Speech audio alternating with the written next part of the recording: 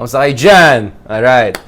Anyway, so, yun ang first ko napansin kay BBM, no? Now, actually, he can answer really tough questions, I'm not saying he answered it perfectly. I'm not saying there was good follow-up or not. I'm not saying that. But I'm saying when tough questions are asked, but if he's in an environment where he feels safe, one-on-one, kausap niya yung mga Tito Boy,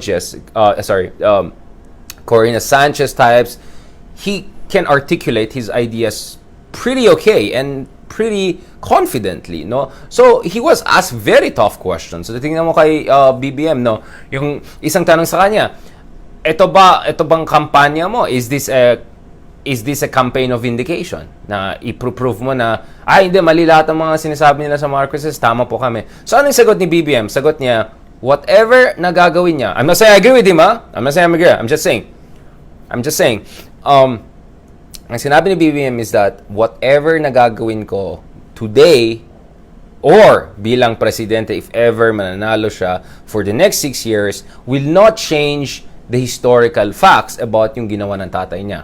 Which I agree with. That's true. Nothing now necessarily changes what happened in the past. But of course, there's an issue of repentance, there's issue of recognition, and all. But at least BBM, again, I'm not saying this makes everything perfect, but he recognized that his father was not perfect. He had mistakes, but he also condensed that he did something good, right? So it's not a question to say, oh, the dad was perfect and everything and all. Now, I'm not sure that's what he says when he's in with his own audience and all. Alam ko medyo iba yung usapan doon. But at least when he's in a relatively neutral ground, yun yung stance na. No, na this is not about trying to pretend everything was perfect under his dad. At the same time, if he's gonna run and become the president, this is all about his own merits. No, so which is an interesting argument. Of course, you can argue that well, but he's winning on the merit of his name, right? And the supposed good legacy of his father, right? And therefore, he should also be held accountable or questioned on the negative sides of it. But of course, that will be the argument of the critics, no? Now that's it. Tinanong din sa kanya other issues na I think quite crucial, yung issue ng constitutional change. Kasi yun nga di ba ang sinasabi is pag nanalo si BBM, nanalo si Sara, mamaya pa natin pag-usapan yung conspiracy theory which I think doesn't make sense at all. And manalo si Arroyo, there'll be kind of a cartel-like coalition na magpo-push talaga for constitutional change. Lalong-lalo na if BBM wins with a big mandate, let's say 50-60% of the votes, which is quite unprecedented, then in that situation, right, he could push for constitutional change. Maybe not in the first year, maybe not in the second year, but maybe by the midterms. 2025, siguro pwede tayo mag-move to a new constitution and from there, anything can happen, right? Anything can happen. And baka hindi talaga 6 years lang, diba? Remember, dun sa isang proposal for constitutional change under President Duterte, diba? One controversial provision there was na pag nagkaroon ng new constitution, magre-reboot, so start from zero na naman yung countdown nung term ni Pangulong Duterte. So let's say, nagkaroon ng constitutional change 2019, by 2020, back to zero again. So, mag 6 years na naman si Duterte, something like that. So, it's possible that they can do a constitutional change kung saan magre-reset yung time, right? Back to zero. So, yung 2-3 years na na-enjoy mo under the previous constitution, hindi makakount doon. And retroactively, you will be given the power to continue what you won on a democratic mandate under a previous constitution, no? I won't be surprised that could be some of the discussions up for grabs. Not to mention, tatanggalin yung term limits talaga. Totally. Like, parang America, yung pwede ka mag-congressman forever yata or something like that, di ba? Talagang, all out na, di ba? Yung mga dyan, dynasty dyan. That's the thing. You may have the best intentions for constitutional change, but the question is, who's gonna oversee that? And the devil is always in the details. Ano ilalagay nila dun sa loob ng mga provisions? Hindi lang yung mga grand, big ideas, no? At mga hypotheses about things going happy, whatever. But, ito yung sagot ni BBM, Again, we're talking about the context of the interview. Ibang usapan ko ano talagang mangyari, what I think, etc. Kung talagang, he's saying the truth, whatever. But, ang sagot na is, ang priority po natin ngayon is ayusin yung ekonomiya at yung recovery.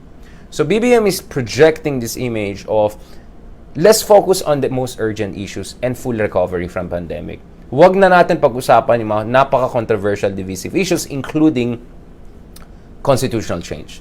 That was a safe and I would say interesting answer, Right? Interesting answer. Now, isa pang interesting na tanong kay BBM ay ito.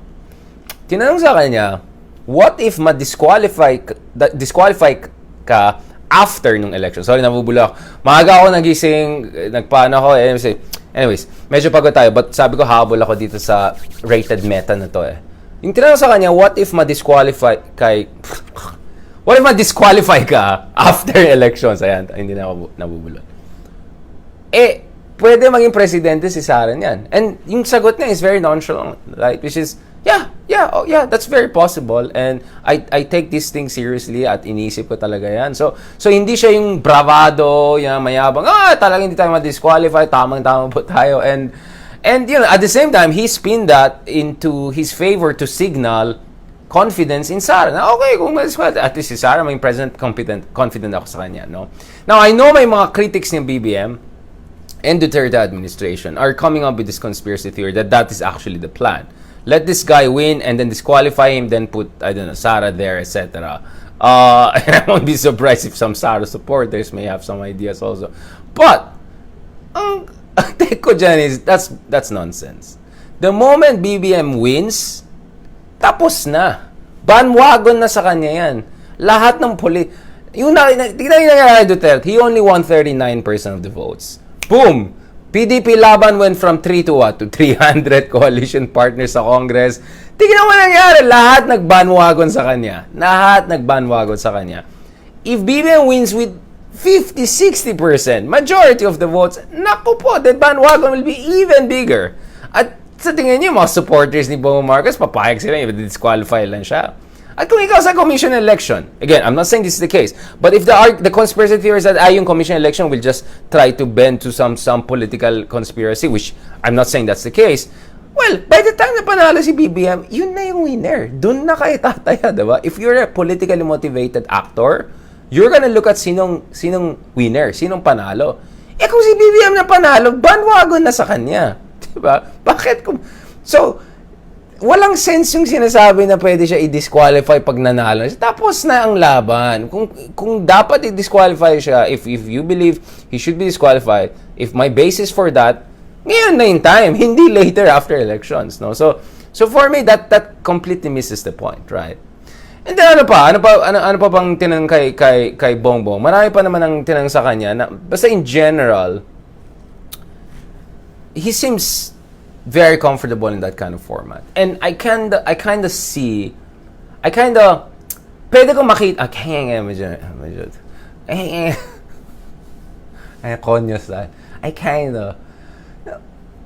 medyo nakikita ko anong magiging argument niya at yung strategy niya pagdating sa COMELEC debates. Kasi talagang at the center of the BBM strategy is to project inner confidence na kahit ano itatapon nyo sa akin, paninira lang yan, negative lang yan. Tayo po, chill lang tayo, kampante lang kayo sa akin. Naalala niyo yung yung advertisement niya, yung babangon muli, yung gano'n. Nakita mo yung aura niya, di ba? Yung sobrang relaxed, chill. Maniwala kayo sa akin, put your trust in me, everything will be breezy. Literally breezy, di ba? Meron siyang gano'n. Tapos may mga windmill sa likod, nagawa naman ng Denmark, but at si Ayala yata yung mga nag-ooperate dyan. But anyways, I think yun talagang kanyang central message. So even if abot ito sa debate, presidential debates, he's gonna spin yung attack sa kanya as paninira lang at siya ay isang biktima at isang mabuting tao na talaga gusto lang niya yung kabutihan ng ating bansa, no? That will be the messaging of the BBM. I can really see that's what he's gonna do in the debates. He did something like that similarly dun sa vice presidential debates, but the stakes are way higher now. And now, because yung lead niya ay napakalaking lead niya. Although there's a new study, we can pag-usapan natin, his numbers came down double digit in some of the studies, but it's still very high. Diba? It shows a lot of variability. But now BBM is in such a lead position. And he's so close to coming back to Malacanang. Imelda can almost smell the scent of Malacanang and the veranda that they had to leave back in the day. That he's gonna be there in this somber, relaxed mode. And sige, atakin niyo ako. Walang problema yan. Paninira lang yan. That's gonna be his position. So kung ikaw ay Lenny or ikaw si Isko and all, you have to make sure you don't come out like the bitter, angry person. You have to come out with a different strategy that says, parelax lang yan. Pero sa totoo lang, magaling ba yan? May kakayahan pa yan? So, pag ang attack ay super negative directly, I think, kay Marcos, I don't think it's gonna work that well na. I think it might even backfire and even make support for Marcos stronger. So if you're the critic of Marcos, or you're yung kalaban ni Marcos, or karibal ni Marcos, no? Watch this kind of interviews because it shows you what strategy BBM is going to put forward. He's going to be this relaxed, composed guy, smile while they're attacking him, congeniality, confidence, leading ka naman, tas yung mga sagot, very safe, very calibrated. So, yung usual attack na sa mga Marcoses, as valid as it may be, I don't think it will politically work. So, if ikaw ay Lenny camp, ikaw ay Isko camp, other camps, mag-isip kayo ng ibang diskarte. Diba? Because kung ang usapan dito yung legacy ng Marcoses, I don't think he's gonna score as many political points. In fact, it could backfire. But, if the issue becomes, anong ginawa mo, ano ambag mo during pandemic, ano talagang basis mo to say meron ka managerial skills to be commander-in-chief, and if you do that in also a composed and self-confident way, feeling ko mas mag-work yan dun sa mga karibal niya. Pero kung yung usual attack lang, ay kayo ay ganito, ganyan, I'm not sure it will work as well. And to be honest, thinking about it again, yung fast talk part ni Lenny with Bongbong Marcos, kung saan biglang nag-sports gear siya. It's like, ay, sinungaling yan, ano yan, hindi nagpapakita yan, gano'n. Ito, walang conviction, gano'n.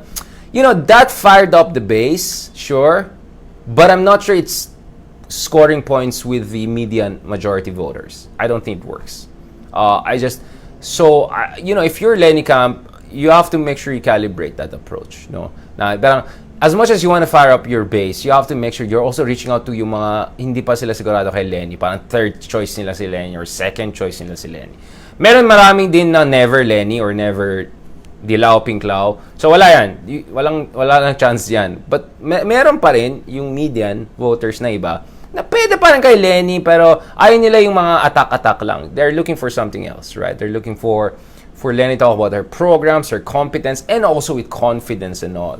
So yun nga So yun talaga napansin ko, if i-analyze mo yung talagang strategy ng BBM camp is that they're gonna put this very confident, self-composed guy there, and they're gonna take the attacks and deflect it in a jujutsu way and say, yeah, this only shows how right I am. This only shows na purong paninira lang yan. That's gonna be the strategy of the Bongbong camp.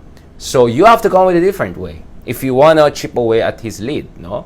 So dapat maging ibang usapan, and we already discussed, no? Ang one issue that can be raised by other candidates is that what are your hallmarks? Not your father, your hallmarks of competence and managerial skills. Anong ginawa mo, hindi yung tatay mo. Anong ginawa mo during pandemic and or during all these years in public service to show na you'll be a competent leader, you can handle massive infrastructure projects, no? Yung exhibit A mo. Because President Duterte, when he ran, he said, tignan mo yung Davao, right? Yung pinakamabilis yung processing of business licenses, which is true. Ayon dun sa mga World Bank indicators na nakita natin. Medyo mataas yung ease of doing business sa Davao in the Philippines, no, etc. Or tingnan mo yung growth rate ng Davao above average, no? So meron siya exhibit A, no? And this is where I say Lenny should also emphasize more, or Isko for that, emphasize more their own exhibit A. Ano bang exhibit A ni Isko? Given na yan. Alam natin yan. Condominium, yung mga hospital, yung mga ginawa niya sa Manila. Yun, focus ka dyan, di ba? Wag na yung atake yung iba. Tapos yung kay Lenny naman, hindi lang yung VP niya, kasi limitada lang budget niya with VP. I'm sure she could have done way more. But if she emphasizes the Naga model more, that exhibit A, and that's the kind of country she wants, that's the kind of model for the whole country, participatory democracy, then feeling ko mas more chance. And then of course Pacquiao, and